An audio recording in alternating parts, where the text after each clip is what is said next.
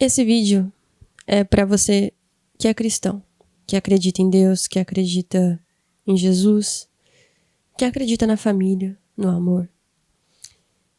Eu vou contar um pouquinho da minha história para você. Quando eu tinha por volta de 5 anos, o meu pai, o homem que me criou como filho, me levou para a igreja. Naquela época, eu ainda me entendia como uma menina, na minha infância, né? Até pouco tempo atrás. Esse processo tem sido toda uma descoberta. Algo em mim mudou profundamente. Ou algo em mim começou a ser construído. Muitas coisas aconteceram na minha primeira infância, mas esse episódio é um marco muito importante também.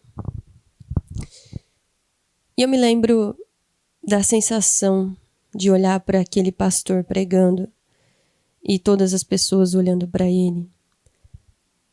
E aquela sensação de ser visto e de, mais do que ser visto, ser levado em consideração. Tudo que ele falava, as pessoas levavam em consideração. E mais do que isso, elas voltavam para ouvir, colocavam em prática, a grande maioria, ou alguns, eu não lembro, eu não sei como funciona. Mas para mim era muito sobre tentar pôr em prática. E a vida daquelas pessoas eram transformadas de alguma forma. Elas tentavam ser pessoas melhores, elas tentavam aplicar algo que fizesse elas evoluírem, ou elas terem uma família melhor, um trabalho melhor, uma vida melhor. E eu falei, cara, eu quero ser esse pastor aí, eu quero fazer isso com as pessoas, eu quero ajudar elas a se transformarem, a crescerem na vida, a serem pessoas melhores, e que elas me ouçam e que eu consiga fazer a diferença, porque de alguma forma aquele homem parecia fazer a diferença. Eu comecei a pregar para as minhas bonecas e ursos, tudo que tinha no meu quarto. E a minha mãe me deu um microfone que vinha uma caixinha de som acoplada, e aquele foi o melhor presente da minha vida. Eu adorava chegar em casa. As histórias que eu mais contava e pregava era sobre a multiplicação dos pães e dos 5 peixinhos. Não, dos 5 pães e dos 2 peixinhos. A história de Davi e o gigante Golias. A história de José se tornando governador do Egito. Depois de ser vendido como escravo pelos seus irmãos. Essas eram uma das minhas histórias favoritas de contar. E eu contava com tanta empolgação e dando essas histórias como exemplo de que a vida das pessoas podiam mudar. E eu comecei a estudar mesmo a Bíblia, e estudar mesmo o que era fé, o que era igreja, depois que eu entrei na última igreja que eu frequentei aqui em Ribeirão Preto. Não estou em Ribeirão Preto, mas a igreja não existe mais, inclusive. Mas foi uma igreja que me ensinou o que era fé, o que era o audiovisual também, muitas outras coisas. Mas onde eu quero chegar com isso? Foi uma trajetória muito longa e importante para mim. Mas a partir do momento que eu comecei a estudar quem era Jesus, como Jesus agia, o que ele fazia pelas pessoas e como eu me sentia comigo mesmo dentro daquele contexto, as coisas começaram a gritar por mudanças. Por exemplo, Jesus ele era alguém que lutava contra o sistema, contra as regras. Vou te dar o exemplo daquela mulher que foi pega em adultério e todo mundo queria apedrejar aquela mulher, porque era a lei daquele momento, era a lei daquela sociedade. A sociedade se organizou e decidiu que mulheres que fossem adúlteras teriam que ser apedrejadas. Acharam que isso era uma ótima ideia. E era uma lei.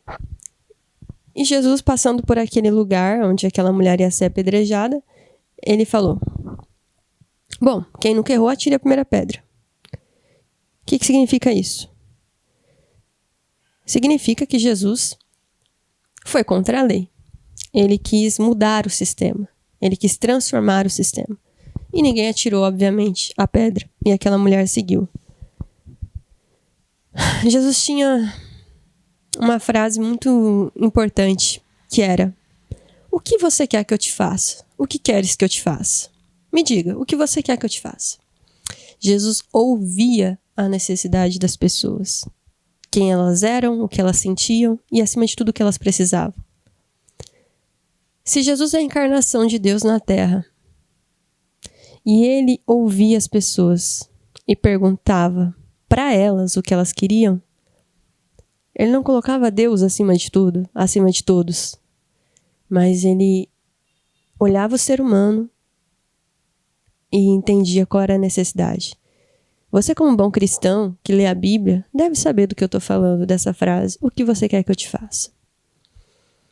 Quando eu entendi quem era Jesus e o tamanho do seu amor, o quanto ele transforma e muda as pessoas, o quanto ele é amor, eu parei de não me amar.